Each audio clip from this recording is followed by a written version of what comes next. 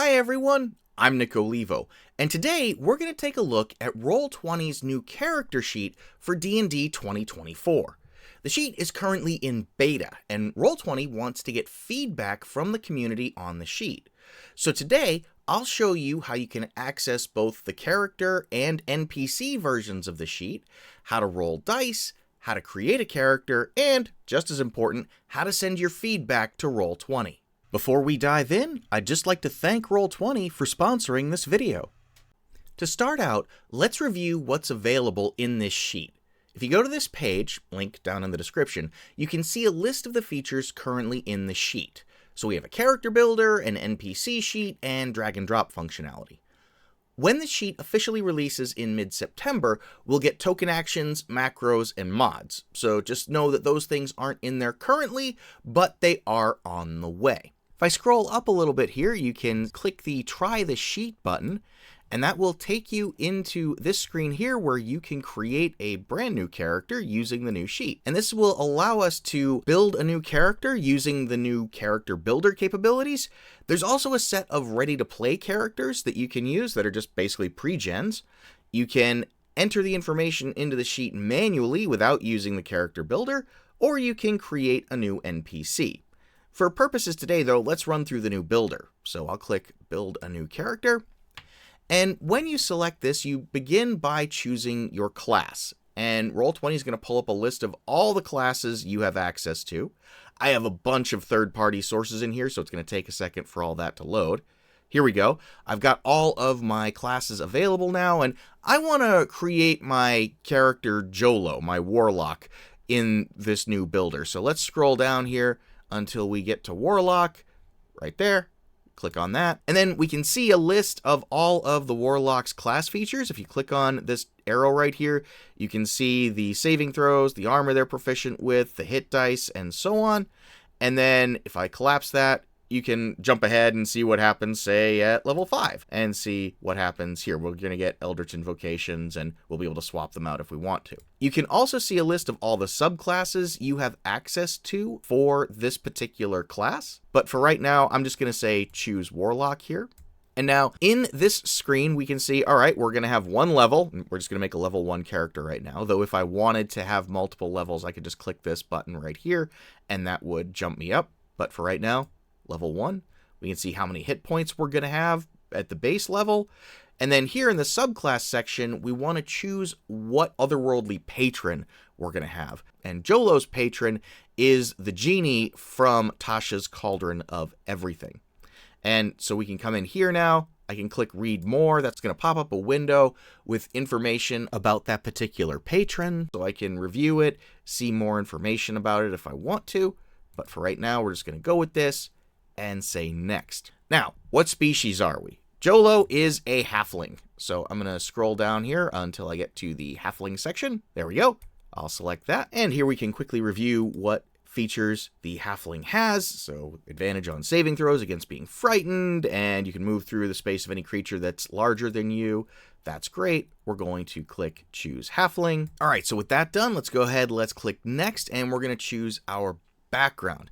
And Jolo here is an archivist, which comes to us from Deep Magic. So that's another nice thing about this. You can see the source that the background comes from, and you can see what you get as a result of the background down here. So we're going to have starting equipment, this expert researcher feat, as well as the proficiencies that you're given and any tools.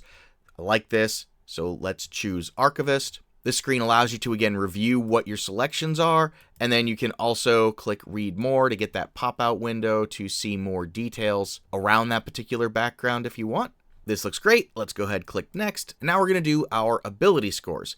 Currently, the only option you have for ability score generation is the standard array, but more options are coming and will be released when the official character sheet releases in mid-September. So I'm going to give Jolo as high of a charisma as I possibly can, followed by a really high dexterity, Constitution, Wisdom, Intelligence, and Strength. Jolo is not going to be bench pressing anything right now, but he is quite charming and dexterous. Here we can choose our skills, and so we can see we already have Arcana and Investigation from our Archivist proficiencies. So let's go ahead. I'm going to give Jolo Deception, and also we're going to give him History. Over here on the right, you can see what your current skill scores are and their modifiers.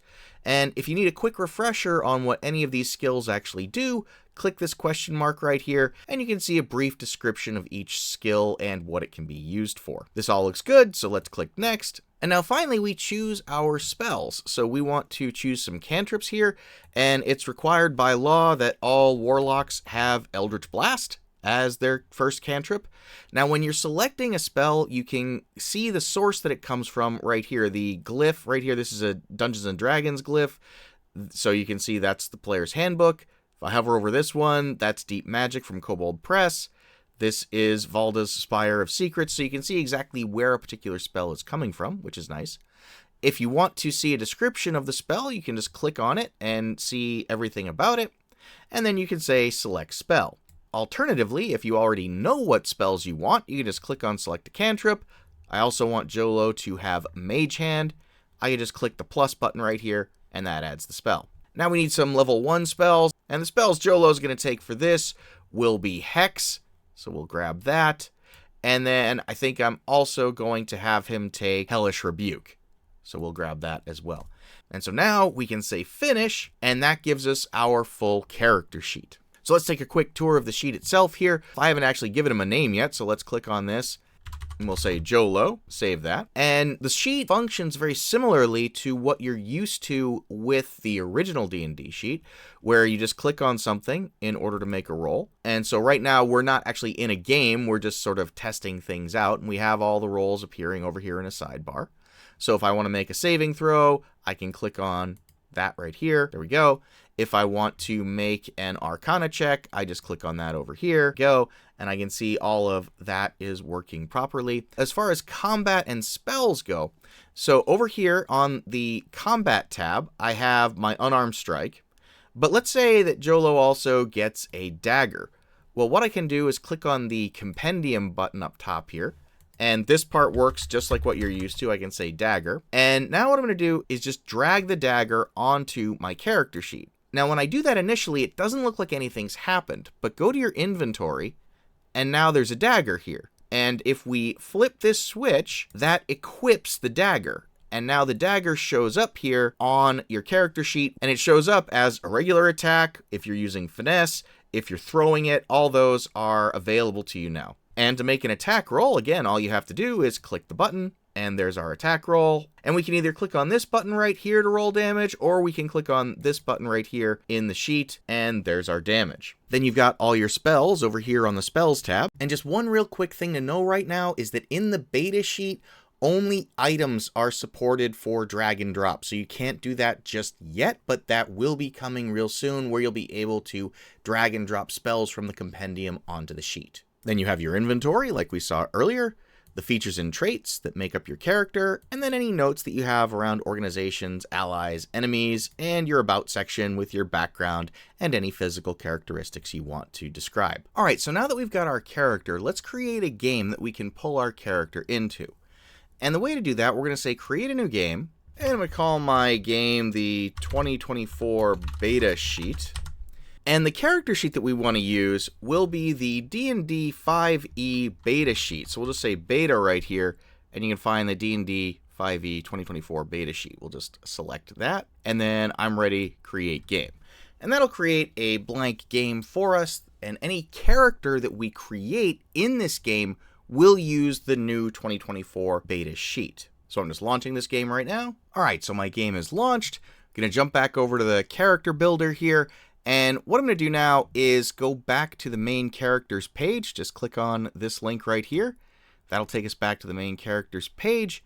And what we'll do is come down and find Jolo. Here he is. We can see he's beta 5e 2024. We'll click the plus icon to say add to game. And then that gives me a list of all of my games that support the 2024 beta sheet. So I just have the one right now. I'm going to select that, say add to game, And now if we go back into our game and go to our journal tab, we can see we now have Jolo, and here is his sheet. And we can actually widen the sheet a little bit to see things just the way they were inside of the character builder. Okay, so that's our PC's character sheet. And again, if we want to, we could click Add Character in here, and that will give us the exact same interface as we had in the builder itself. But I'm just going to cancel out of this one for right now. So let's add an NPC. I'm going to jump into my compendium here, and let's look for a zombie. And we want monsters, and I'm just going to grab the good old zombie from the monster manual and just drop him onto the battlefield. And now we can see what the NPC sheet looks like. So just like before, we can click on various abilities here to make rolls. So there's our strength check for our zombie. We can open up the turn order. We can roll initiative for the zombie. I can come down here and see all their skills. Now you'll notice there's a lot in here. If you collapse this, it will only show you the skills that the zombie is proficient in. So that's kind of nice. Then we can actually see their attacks like normal. We can make our attack roll here. We can roll damage, no actions, no bonus actions. We can see they're immune to being poisoned, and then their senses, their languages, all that good stuff. And again, these can all be collapsed to save screen real estate. Two last things I want to mention. At the top of the sheet, you have this bar that allows you to toggle between sending rolls to the public Roll20 chat, or if you just want to whisper something to the GM. So if we toggle on whisper and make a dexterity save, we can see here that this now has been whispered to our GM. We'll put it back to public. And then over here, we can toggle between advantage and disadvantage. So if I have advantage on a particular roll, I can select this, make my roll, and you'll notice now that there's a little green arrow pointing up over here. That means that the roll was made with advantage. If we do it with disadvantage, then there's a little red arrow pointing down, so we know to pay attention to the lower roll. And then the final thing that I want to talk about here is this Manage Sheet button. This is where you can go to give feedback to Roll20 on the new character sheet. And this is why they're putting it out in beta, is so that we can give them feedback on what we like and what we think needs work. So I'm sure that some people are going to leave comments on the video about what they like and what they would rather be changed. That's fine, but Roll20's not going to see that stuff, folks. So click on Give Feedback. That'll take you out to this form where you can fill in your feedback, give Roll20 your comments, and then they'll be able to take that and incorporate it into subsequent releases. But we want to make sure that we give them this feedback so they know what's important to us and that they can make the sheet all the better. So there you go, a quick overview of the beta D&D 2024 character sheet. Take it for a spin and give Roll20 your feedback. Tell them I sent you. That won't actually do anything, but you can tell them I sent you. And in the meantime, folks, thanks for watching and have a great day.